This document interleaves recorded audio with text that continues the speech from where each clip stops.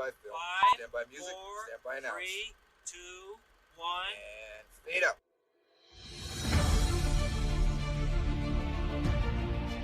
It's the Bellagio, the Mirage, and the MGM Grand. You're a wizard, Harry. Mike Wazowski. Open your eyes. Now tell me, where are the others? Eat me! King Kong ain't got on me! What about second breakfast? Why not? Why can't I? How can we be expected to teach children to learn how to read if they can't even fit inside the building?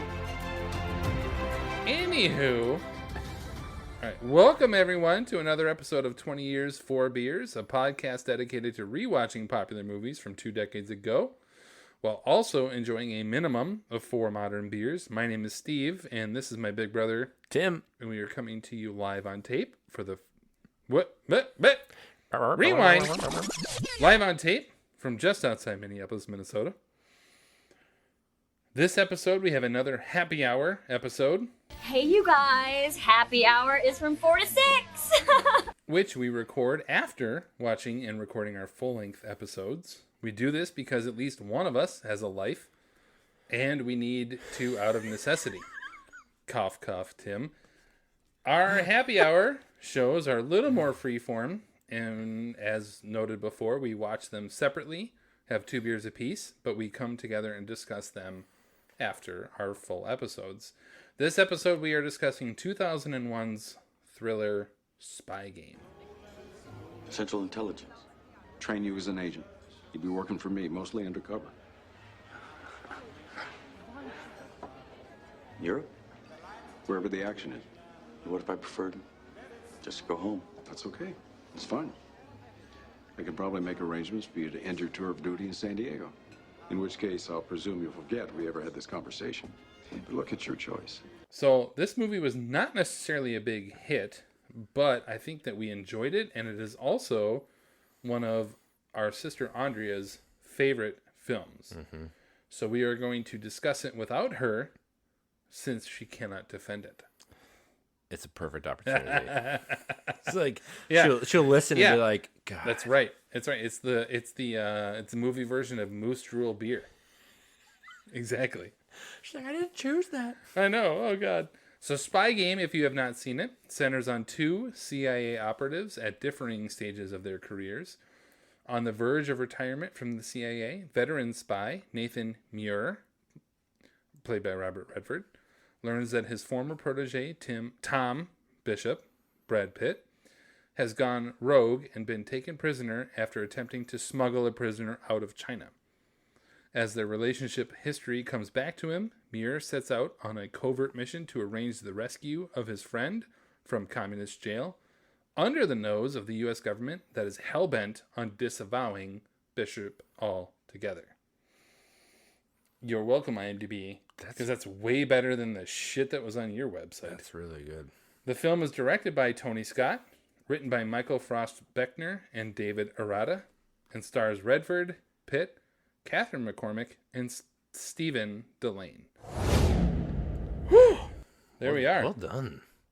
I don't really need any necessarily, memories of it, but we'll just, as mentioned before, our happy hour shows are a little more free-flowing, but we still begin with our first segment, Drinking Buddies. Come on, not my fucking beer. Where we discuss our 2 beers apiece, 4 total, that we had while watching the movie. Tim, I'm going to let you go first so I can drink some of our current beer. Enjoy this, and we'll come to... we'll get back to it. Yeah, we'll get back to 2 that. beers that you had, which I'm assuming there's a theme involved. Oh, there's a bit of a stretch. That makes one of us. You Oh, like a it? bit of a stretch? A bit? Shocking. Yeah, I don't have to worry. I don't have to stretch to believe that. So, watched it this week with my wife and looked at my fridge and I was like, what is available?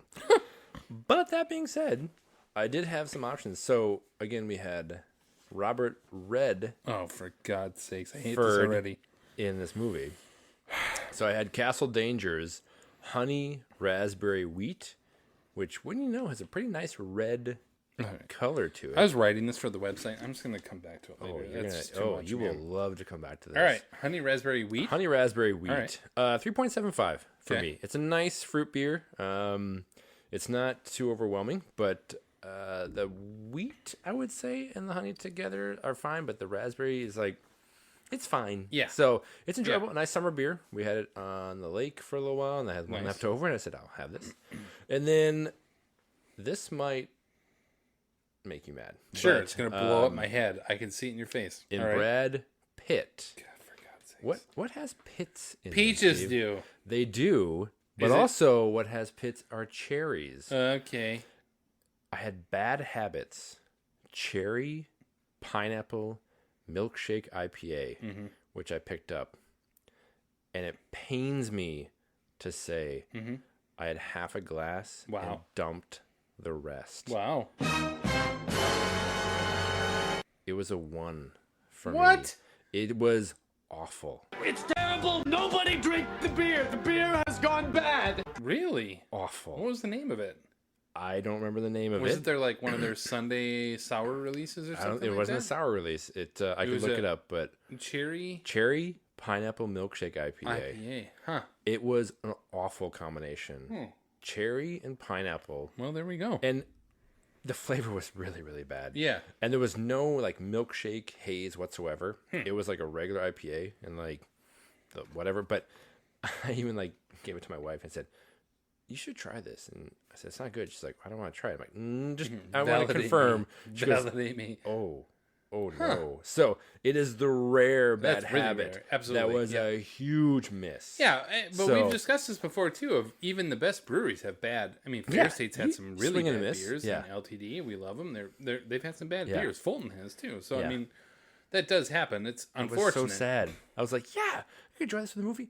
Oh. Cherry pineapple is a weird flavor combination on its own. though. Yes. And the milkshake They're too very with it? different. Yes. Oh, that's too bad. So surprisingly, I was not. Yeah. It was like I said, it pained me to give it Yeah. a 1 because I'm like, I want to know. I had to dump it. I had to dump a crawler. So yeah, that was my. Wow, and, man. yeah, enjoy That's like it. a kick and in then the nuts. And then I had another one. I don't know what it was. Like just Yeah, like sure, yeah. sure, help me get through the rest Get of that it. out. So yes. So I had a. I actually went with 2 new beers that I had never had before. I had a Juicy Gossip Juicy Pale Ale. That's a great name.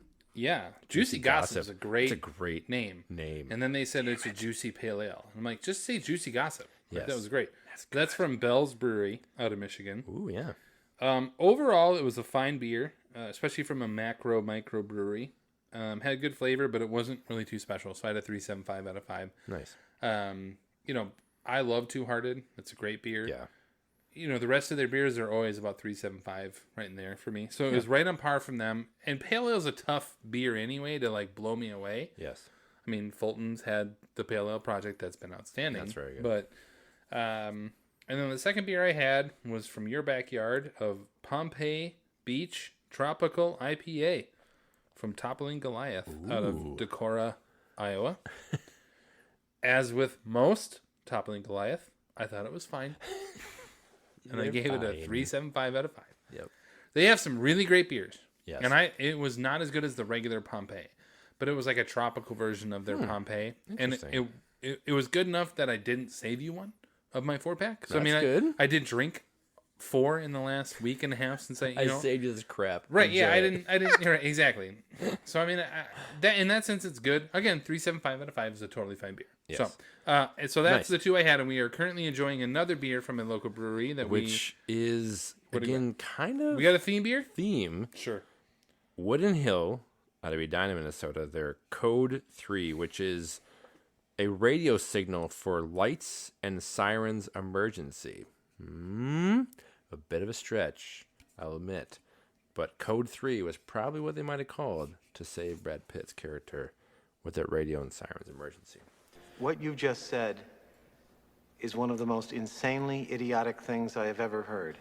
You don't look happy with my stretch. Shut up! It's a triple hopped. Ooh, I mean, we're trying to rescue this. Speaking of rescue, triple hopped with a juicy blend of Mosaic, Citra, and Cascade. I like this. It's a nice one. It's it's a juicy IPA. It's probably like a 3.75. I have a 4 out of 5 on this me, normally. yeah, It's a good one. They've got some better beers lately. I'm gonna ignore every other piece of garbage that you just tried to throw down my throat.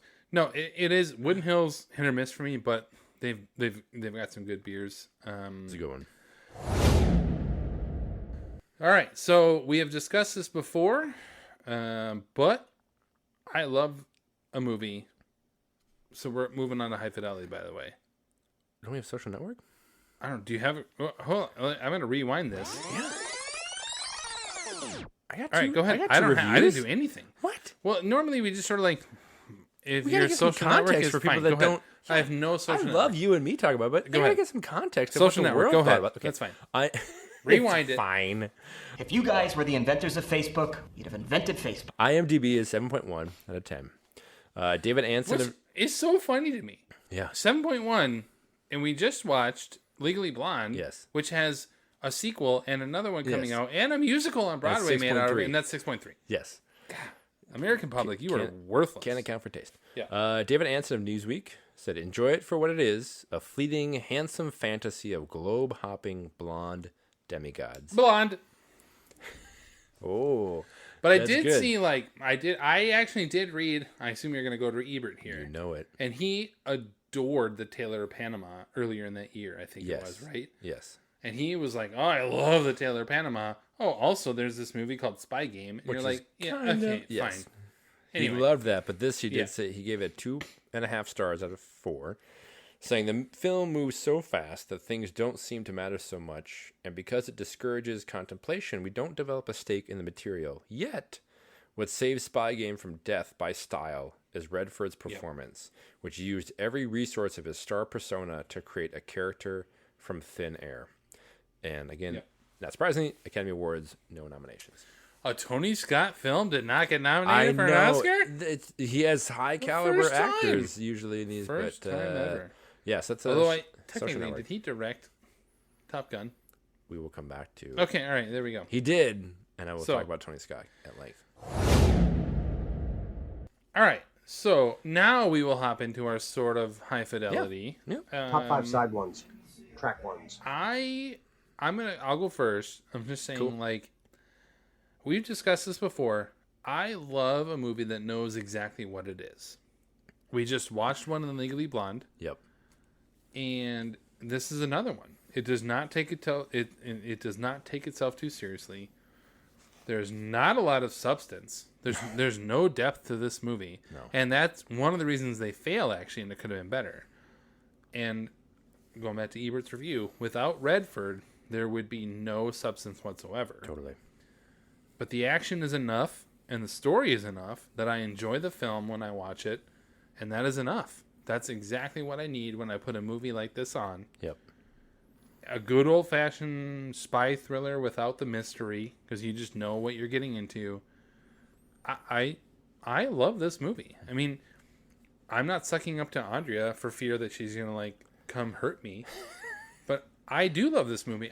But again, I would never claim to anybody that they're watching anything close to an emotional Best Picture winner or anything like that. Yep. This movie is exactly what it claims to be, which is the synopsis I gave and the one that Ebert talked about. That's what it is. It's just, that's what it is. Yep. And when you know that going into it, I love those movies. Don't pretend to be something you're not, and this does not. Yes, it keeps you on edge throughout, and it's like, and not from like a it's- suspense standpoint. It's from just propulsion. From an interest standpoint. Yes. I'm interested in what is coming next. Yes. Not suspense. Yeah, because you know he's going to get out. Yeah, you don't kill Brad Pitt. Exactly. Yeah, like he is going to get out. And he's going to except figure it in- away. Yeah. What's the one where he ages backwards? Well, that's kind of, yes. You He kill does him. die in Benjamin Button, but Yeah. that's the whole, Right. yeah. You don't kill Brad Pitt. Emotional arc, yeah. You Yeah. don't kill him off. But it keeps you on edge throughout. And what is impressive about a movie like this is that it spins so many plates as like a distraction. Yeah, absolutely. Where it's Yeah, basically It's a not all the man- way to like The Usual Suspects, but it's Oh, like sure. halfway there. There's a lot of yes. plates in the air. I mean, you have basically Redford's character in this interview room. That's pretty much all he does, except for a few moments where he gets out of like walking around and then comes back. Right. And it's essentially like him spinning plates and this yarn of his relationship with Pitt's character. Meanwhile, Bishop moving all these things around to try and save this guy, and you get backstory. So then that way you feel, as an audience member, compelled to see why this guy would want to be or saving him, kind of a thing. But it does a lot with very little. Very little. Which, I mean, I would say Yeah. the Beirut section does get bogged down a bit. Yeah. In terms of like the romance section, so it has to explain, now I know why he went to China to rescue somebody. Oh, it was the woman that he loved. Okay, so they have to explain that more. And so it's the only part that I have. The detriment is they really don't explain it well. No. And the only reason it works is that we believe Redford, and as a result, we believe Pitt, and as a result, we believe the love story. Yes. Like, it's this trickle-down effect. Yes. That is like, Redford is really good in this as what we want him to be. Yep. And so we believe what he's about to do is worthwhile, and then we believe the love story. Yes. Because the actual story of the love story is like, yeah, I'd like to get laid in Beirut too. Yeah. That's Hi, not enough to I'm a get spy. saved 6 years later. I'm a spy, and there's a beautiful woman Right. who I hang out with who's an aid worker, who's Yes. a wonderful person. Yeah. Sure. That's a great romance. Who wouldn't love that? But that's just There's not no context going to to hold it. a movie. Right. Not a No. great written movie. No. But Redford saves it, in my opinion. Yes. So anyway, off of what you were saying. But Yes. yeah. But that was my thing. Like, it was something where I don't know that I have seen it probably since when it came out. Sure. I've probably seen it a couple times. Maybe but like not on much. Yeah. USA or something where it's okay, cool background. But it's to watch it, just sit down and watch the entire thing. Yeah, it just keeps you moving. Yeah, Yep. I'm okay with that. Yeah, it is what it is, right? Yep. Yes. So as with Michael Bay, and we talked about this with the garbage film of Pearl Harbor, Tony Scott and Michael Bay and anything Jerry Bruckheimer, they must have an editor that must have someone standing behind them and physically whips them with a cut like a that stop lasts clock. longer than 10 seconds. Yes. And they're like, 10 seconds, cut! Yep. And then like, whoosh, this is done. And I think that can be helpful to move the like some scenes along. Sure. And in some ways it's good in this film, but in others, and this goes back to the Pitt and the Bishop and his girlfriend's, or not girlfriend, but lover story. Yes.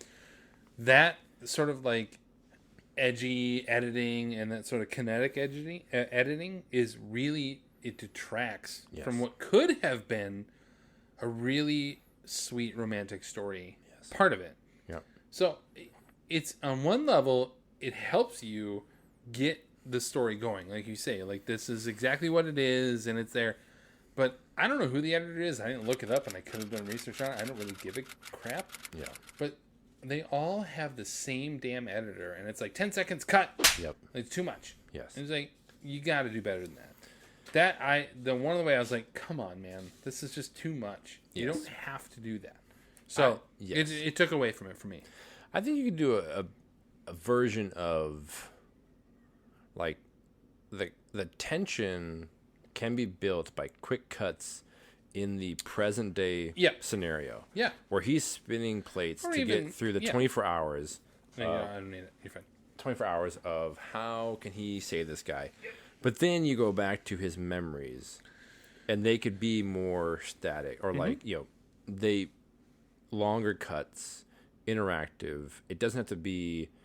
I would have loved to see a version of this that had either different tones, like visuals for almost like a traffic thing where you could see like the 70s and then Beirut and then now like having it be a different feel for it where it just felt like it had the same glossy shine to it. Yeah, like when the two of them are on the rooftop after in Germany. In Germany. Yes. And he throws the chair off the top and presumably kills somebody 6 stories below. That's what look out below. Yeah, exactly. You're like, but that scene for a movie like Enemy of the State. Yeah. That was a very much like I really enjoyed that movie. Yeah. And the frenetic, kinetic, like editing of that works for that movie. Yeah. And where it didn't work in this movie is it you lose the what could have made it great is the emotional connection. Yep. And the editing, you're just like, this is too much for me. Yes. I can't handle this. Yes. Doesn't mean it's a bad movie. It's just like, it could have been better. Yes. Right. If the intent of Redford's character is to tell these backstories, to flesh out details, one for the audience, but also for the interviewees in the room talking and get more information, have it be less kinetic. Right. I was really, it was jarring in times of like, okay, just freaking pick a shot and stick with it for like a minute. Yep. Or some kind of cut. So yeah, I agree. Like the kinetic energy is good to a point. Right. And then it becomes somewhat undermining to your effort. Like when he's walking around the agency, the building in Langley, it's like, okay, cut. It's like, okay, just stop. So, yep. I agree with that. What do you got? A few things here. So, I guess, I may have a few thoughts, but like, yeah, whatever. We got time. We'll talk about Redford. He, the review talked about, he does so much of the thing. He is fantastic in this. I agree. Like, perfectly cast, because what he brings to it is just like there are a few actors that I think they embody like a legacy of the character of Muir. There's no information outside of the last day of his retirement, right? Or he's retiring that day. So what he has to bring to it is arguably like what he has brought to these kind of characters before in his film career. Yep.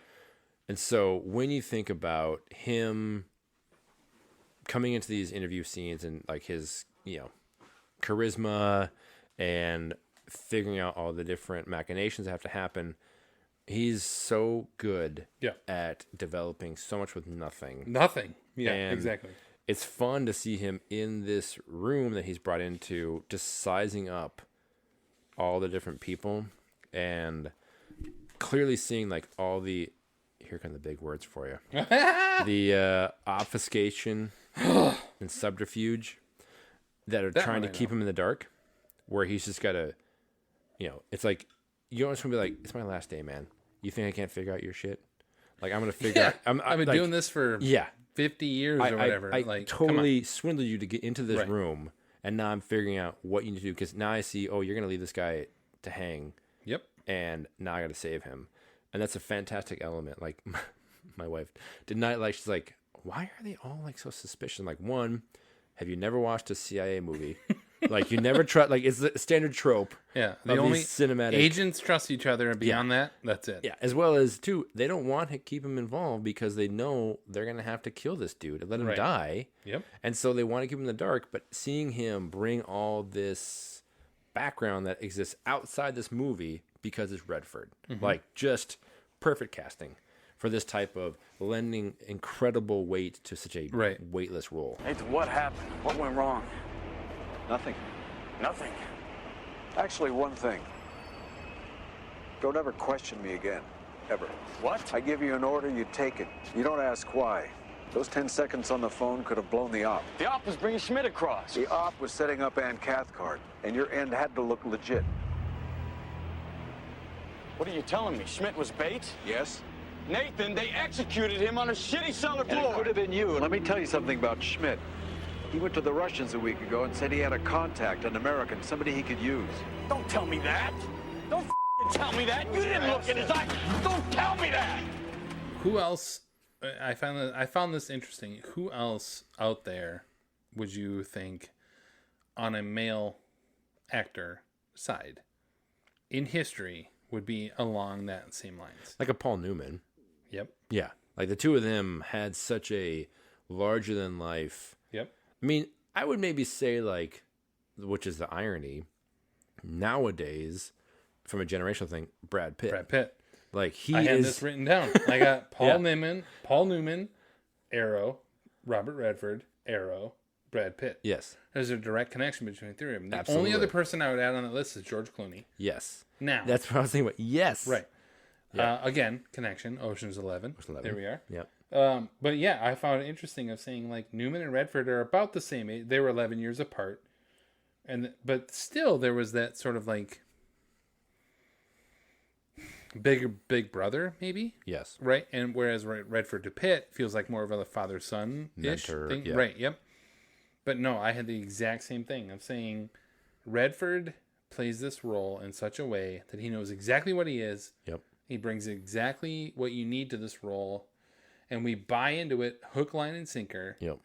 And the only other actors I can think of are Paul Newman, Brad Pitt, and George Clooney. Clooney, absolutely. That if they're in it, Tom Hanks probably, but Tom Hanks often, and though he's my favorite actor of all time, Yep.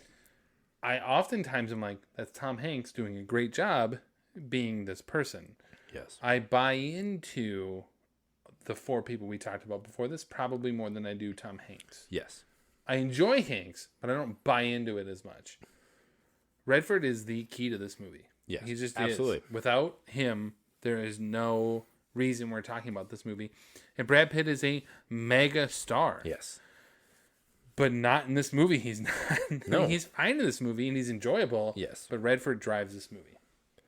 Yeah, and Pitt is like this time, I think of Fight Club, and then like this 4 years straight. I mean, well, I guess Ocean's 11 was a little different, where he was kind of playing like the cool side, but this movie is very much in the vein of like Pitt leaning hard into like the I'm a serious actor, and I'm gonna really kind of like make it gritty. See, to me, this is the era of the Brad Pitt sneeze point, where he's like, and he like points and sneezes and shakes his head at the same time. Yes. Like this is him trying to be a real actor instead of being a real actor. Yes, he was And acting. he's like, and Yes. he does that stupid shit with his finger, and his like, he like shakes his whole head. Yeah, when he's and confronting her, it's yeah. really cool. Yes. You're like, bro, Yeah. I get it. Yes. No, I was like, I saw it immediately. It was literally the first asterisk on my list was the Brad Pitt head shake sneeze thing. Yes, Dot. the finger It's point. in everything I around saw that it. time. Yes. It's like, stop trying. Yes. And that's what's made him better now. And so Redford is so good in this, is they're not even trying. No. Exactly. They're just being themselves. Yes. So yeah, I love that. I had to say that when he did the whole thing, like, oh, that's Brad Pitt. Yep. Right there. Yeah, I'd be shocked if he wasn't eating in 90% of the scenes in this movie. This had a Seven vibe in the sense of like It does, the young guy yeah. coming in. They have the backstory. Seven and and Fight Club are, you know, Right. that's Pitt, although he does the sneeze point thing in Seven as well. Yes. But like the last week for Somerset, train the new guy coming in, and now it's Redford on the way out, trying to rescue the new guy. But it's not really new, but like give the backstory to kind of how he brought him. yeah, in. I mean, he was in Vietnam, so let's give him some Yes, credit. he'd been knowing around what he's for doing. Right. 15 years or whatever. Yes. So I think you're up. Yeah, my next point was we pay public servants entirely too little. Yeah. Yeah. Even in the 70s, 80s, and 90s, if you work for 50 years as a spy or whatever he was, and you have $282,000, My life savings. my life savings is $282,000. less than 300. More than I got, but I'm just saying, Yeah. I'm not a spy for the government for 50 years, including through wars. Yes. We underpay our public servants substantially. Love you, man. $282,000. You're like, oh God, I guess I'll have to just go back to my house and not have my island whatever getaway. I saved the Bahamas. $282,000. Again, this is in the early 90s. $282,000 is Sure. a lot more money than it was Inflation. even 10, 15 years later, which I do think actually was very important for this movie. Had this taken place in the late 90s, early 2000s, because it wasn't. It was in the early 90s that 91. it took place. Yep. There was no cell phones. There was no, there wasn't, it would have hit differently. But either way, I was like, $282,000 and you've been a spy for this long? Plus all your expenses, I presume, are paid for? Yeah. So what have you paid for in the last 40 years of your life? And you have $280,000? Shit, dude. I am not going to be a spy. Yeah. Civil servant. Nope. It's not a ringing endorsement Nope. for being a civil servant. Underpaid. Yes. No, I love that too. I think Ellen said that where she was like, that's his life savings. Yeah. 282. Yeah, no illegal holdings somewhere Yeah, else that you can exactly. just tap into. I mean, no. he had a sweet Porsche when he left, but still, I was like, yikes. Yeah, That's what he all spent you his have? money on, he had Yes. he had things that he could potentially sell, but actual money. Now, granted, it was more than that, Yes. and he had to emergency liquidate his funds. Yes. But even then, it Yes. wasn't nearly enough. Yes. I loved it. What do you Although got? maybe he had more. He might have more but hidden only away. We wanted just don't to know. because he could use it. But that's a when he gets hypothetical that's caught not talked about. You know what I mean? and says, "Oh, this is what it would." Right. But I agree. No, it was definitely. I thoroughly liked like the wink, wink, throwing shade at the whole James Bond spy thing, where he talks about like, I thought only spies drink martinis. Yeah, and He's says, like, no, 12-year-old Scotch at least. Yeah, and it's just like, oh, like it's almost like expecting to look at the camera like wink, wink. Yeah. Who gets a watered down martini? Yeah, exactly. Yeah, shaken, Not stirred. Well, you just ordered a watered down martini, man. Yes, exactly. So I just like that little bit of like a little dig to the whole spy genre. So yeah, I agree. I think that's one of the things. Short of the these are attractive guys or whatever, I think that is the lasting impact of a movie like this. Is it does to me say it knows what it is. It's a loose spy thriller where in the end they're not going to kill Pitt. Yeah, and they're not gonna, Redford's not gonna get arrested for helping. Like, you just know all those things, and yet along the way you're like, I'm enjoying this film. Yes. But I had one more thought here. Do it. So, and this may be a point of discussion. So, when I finished this and was thinking about it, like... Finish this being the movie? The movie, yes. Okay. I went down not a rabbit hole. That's dramatic. Yeah, all right. But for me, it was I went a little bit of Googling on opinions that are out there on... some ideas, and again, it's random people, so it ain't exactly like it's experts or things that are tied to, the best opinions out there. But as far as kind of the idea of like style over substance directors, and a lot of the lists had like Zack Snyder, Baz Luhrmann, Moulin Rouge, and Guy Ritchie, not to mention like Terrence Malick. But I gotta say, like, to mention Terrence Malick. God. Anytime you say not to mention Terrence Malick, don't mention it. Yeah, but he's in this list. Like, he's always. I get like it. that. Yeah. But I gotta say, like, is Tony Scott, the director, possibly like the best example of style over substance? And let me give you his track record as we talk through it. Yes, like you mentioned, Top Gun, Days of Thunder, Last Boy Scout. Oh boy, you're gonna pour that beer. That's a lot ahead there. So again, Top Gun, Days of Thunder, Last Boy Scout, True Romance, Crimson Tide, Enemy of the State, Man on Fire, Domino, Deja Vu, Taking a Pelham 1 through 3, Unstoppable, and this. Like, all these have these gloss to them, but once you watch them and they're enjoyable, and you watch them, like, why did I just watch? Like, again, Top Gun is Top Gun, so that's maybe different, but you watch it again, and it's terrible. Yeah. Top Gun is only relevant for its significance socially, not because of the movie itself. No, right. But like, it was a funny thing. I looked like a few of these different lists or whatever, but most had no mention of Tony Scott, and I'm like, I think he might be one of the best. And it's not to dismiss the importance of these movies. Like, they're fun. Like, they don't have much seriousness to them, but he is such a great director. Of like, you watch a movie, and you're like, yeah, the style looks like him. I can point out, Tony Scott, right away. Yeah. He is, R.I.P., definitely one of those, like, movies, like, directors that you think, like, the late 90s, I guess, and then, like, the early 2000s, like, he is one of the best of these, just check your brain at the door, have a good time, and enjoy it. Right. So, yeah. Well, yeah, I actually had a question of, is this Tony Scott's best film? I don't know about best, but I would say I still have a sweet spot for Crimson Tide, despite how that's the slow only it is. one that I was thinking the same thing. That's the only one that I would predict. But I think True Romance sucks. You're welcome, Stefan. Yes, I don't like that movie. No, and I was sitting there watching this, and I was like, yeah, Tony Scott does not necessarily have the filmography that you're like, oh, this is the guy. But they made a lot of money and they did well. He's got his lane. Right. They're all similar. They're all similar. Yep. I think Crimson Tide is probably my favorite of his films. Yes. But I would say like Spy Game might be one of his best films, and it's later in his career. Most accessible. Yeah, I really enjoyed it. I agree though. He is style over substance. There's Yes. nothing about any of his Absolutely. films, even True Romance, that you're just like, eh. And the only thing that True Romance has about it is it's the Tarantino factor. Mm-hmm. It has nothing to do with Tony Scott. Yes. So whatever it comes to that with substance is not because of Tony Scott. Totally. So no, I do agree with that. I'm saying like he's probably high on the list of style over substance. Yeah.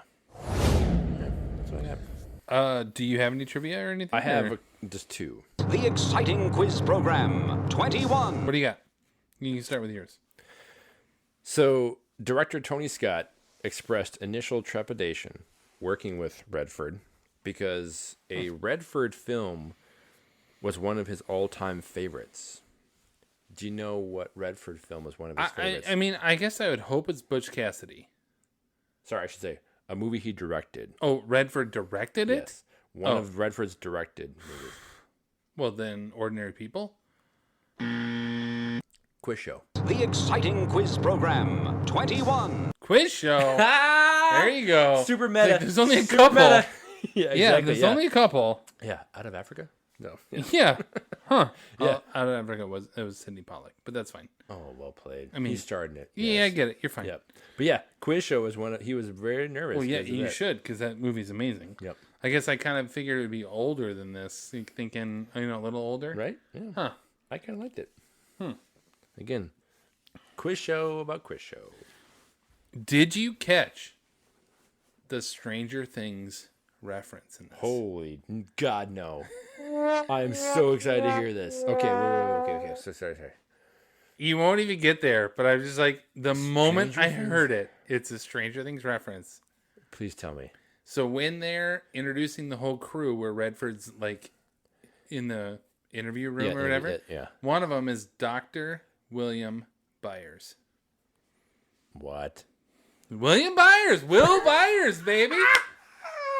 I paused it. Oh, you're I like, wait, stood up. wait, I was like, wait. Will Byers.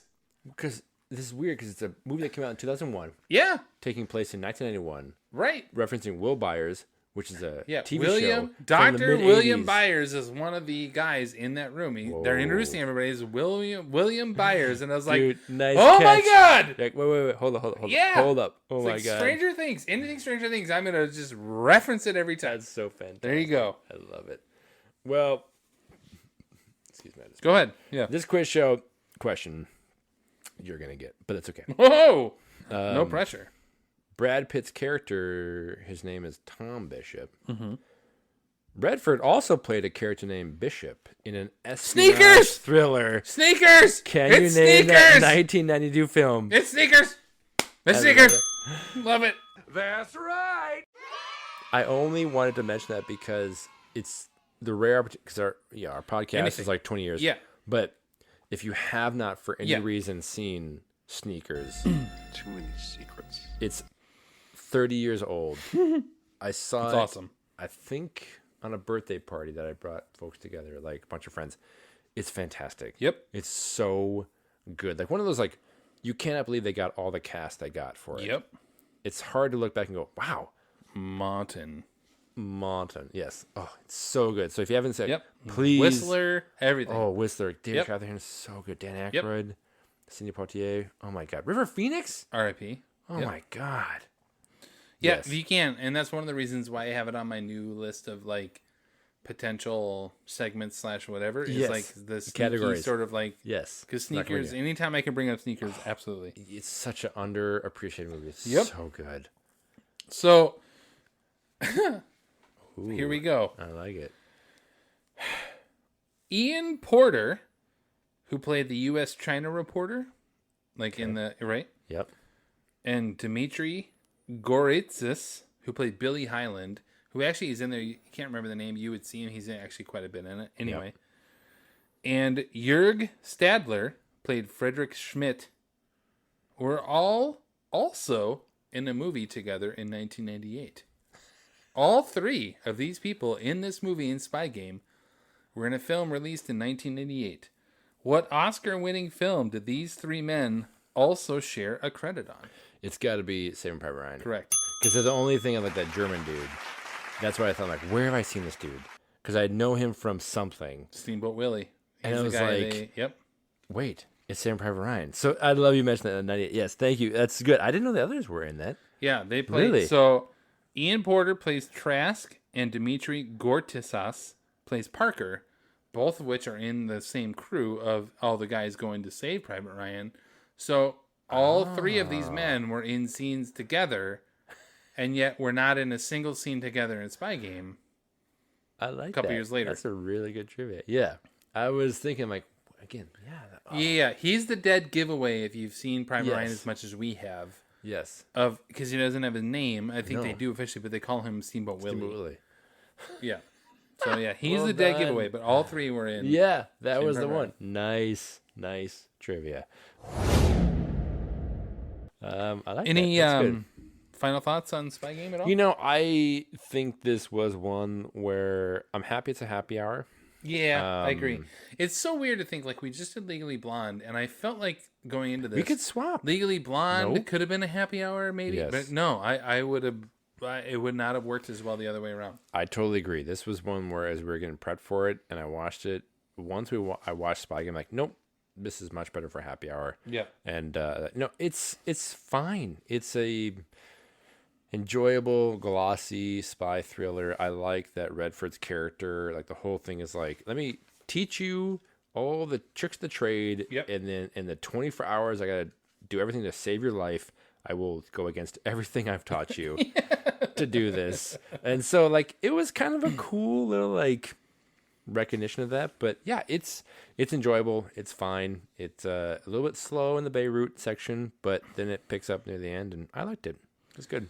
I agree. I think, like, the Beirut section just missed something. Yeah. Aside from that, but even then, like the convincing the doctor to kill his cousin kind of a thing, and yes, like there's some depths to it that's really good. It just doesn't quite work. And also one of the worst slow motion like explosion. blowbacks ever. Yes. Like, for God's sakes, stop it. Yes. But I mean, it's a movie that every time it's on, I'll check out, and Yeah. every time I really enjoy it. Not near as much as Andrew does, for sure. That's okay. Excuse me. Teach your own. Well, on our next full episode, we will be our first journey into foreign language films, and again, we'll likely have some guests. One of which needs to beg a little harder, quite frankly. She knows who she is. Get on And we will be rewatching Amelie, and our next happy hour will be on a Best Picture nominated film, In the Bedroom. That'll be one. It'll be interesting to see how that works. That's a downer of a film for two parents to watch. Well, but I'm not gonna lie, I've never seen it. Really? I've never. Well, seen now it. I'm actually really excited to see it with you because I think you'll like it. I only know it because Thomas Newman's score is incredible. Mm-hmm. But I remember watching the preview of it, I'm like, I have no interest in this. So No. I'm only excited because I've never seen it. And it was nominated and other stuff. And so, yeah. Well, now you're excited. I'm excited. I Feel mean, these who nipples. knows? Absolutely. Feel these nipples. You're excited. Feel these nipples. So this brings us to the end of the episode. We want to say thanks for taking some time to listen. Thank you. And for clicking that like or subscribe button on your devices. Follow us on Twitter at years_beers and on Facebook, or head to 20years4beers.com. This has been 20 Years 4 Beers Happy Hour. My name is Steve. I'm Tim. And thanks for listening. Thanks.